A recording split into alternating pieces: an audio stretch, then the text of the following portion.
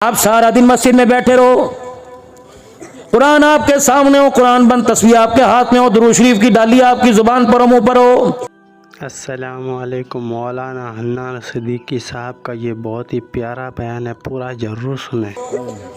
5 نمازیں پڑھو، تہجد پڑھو، اشراق پڑھو، سورہ یاسین پڑھ کے گھر چلے جاؤ۔ اللہ کی قسم، بے نمازی عورت کے ہاتھ کا پکا ہوا پروٹھا کھا لو، سارا نور نکل کے باہر آ جاتا ہے۔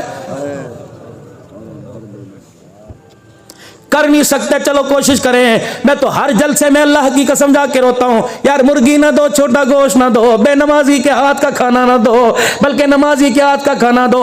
اللہ اکبر۔ میرے سامنے میں آپ سے عرض کروں گا، اللہ اکبر، جن کا یہ شادی حال ہے سارے نمازی ہوں گے، پکوان والا، کوکنگ والا نمازی ہوگا۔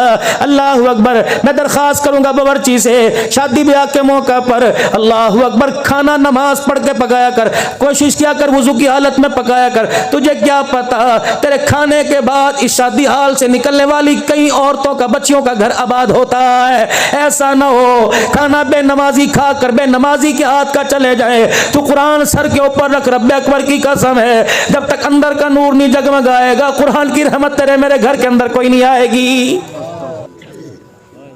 اگر حق بات کہتا ہوں مزہ الفت کا جاتا، یار یہ ختم ہو جاتی ہیں، کہتے مولوی نے نہ بلایا جائے، پتہ نہیں کیوں فول بھگ کے چلا گیا۔ اگر حق بات کہتا ہوں مزہ الفت کا جاتا ہے، اگر خاموش رہتا ہوں کلیجہ منہ کو آتا ہے۔ وہی بچہ قاری صاحب کیا نام مدرسے کا؟ جامعہ شرفیہ سے جمعرات کے دن گھر گھر گیا۔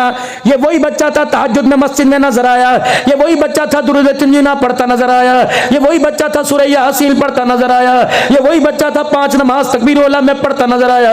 لیکن رب اکبر کی قسم ہے، جس دن گھر سے گیا باپ ساتھ آیا کہ مولوی صاحب حافظ سے بن گیا، لیکن نماز نے ایک بھی گھر جا کے کوئی نہ پڑھی۔ اس میں مولوی کا قصور نہیں تھا، نمازیوں کے ماحول میں نماز کا سجدہ ملا۔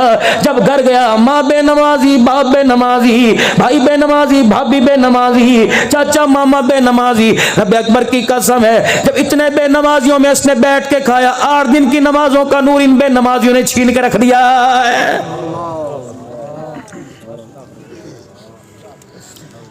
کبھی ہم نے بھی بزرگوں کھایا ہے، آپ نے تو جب کھایا ہوگا، ہماری تو اتنی عمر نہیں، بڑی جدید چیزیں آ گئی تھی۔ سالن نہ پکا دودھ سے روٹی کھا لی، لسی چٹنی سے روٹی کھا لی، گھی پر مکھن کا پیڑا۔ کتنی بد نصیبی کی بات ہے، 10 بھینس رکھنے والے کو خود مکھن نصیب نہیں ہوتا، گائے کا دودھ، جانور کا دودھ نہیں نصیب نہیں ہوتا، ایک گلاس نہیں پی سکتا۔ اتنی حوث۔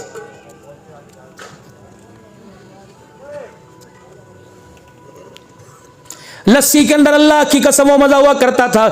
تندور کی روٹی ماں بہن لگا کے دیا کرتی، لال مرچوں کی چٹنی کا گوٹا کر کے دیا کرتی، لسی کا گھونٹ لال مرچوں سے تندوری روٹی کھا کر بکرے کے گوشت کا مزہ آیا کرتا تھا۔ کیوں؟